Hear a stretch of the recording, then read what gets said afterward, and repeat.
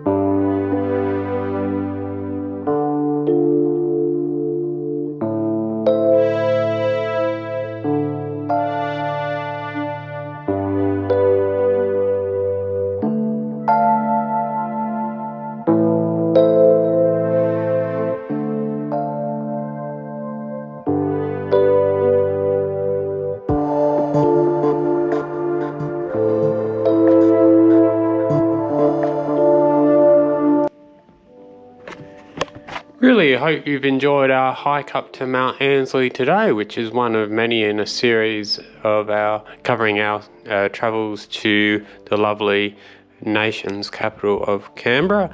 If you'd like to, really appreciate if you could subscribe to the channel, give it a like and hit that bell button. Also, really appreciate if you guys can leave comments if you got any thoughts on the video, any feedback, anything constructive. Really appreciate that, and I'll certainly endeavour to get back to you as soon as possible. But in the meantime, feel free to visit my website at aussiejetsetter.com.au, where you can see all the latest flight reviews, destination guides, industry news, frequent flyer hacks and more. But until next time, thanks very much for watching. Stay tuned for some of my upcoming videos around Canberra, where I'll show you a scooter tour around all the centre of Canberra and Lake Burley Griffith, showing some of the institutions. So that should be really cool. And I'll also do another video where I scoot all the way from Canberra to the satellite city of Belconnen and back. So I'll show you how cool it is to get a scooter around Canberra.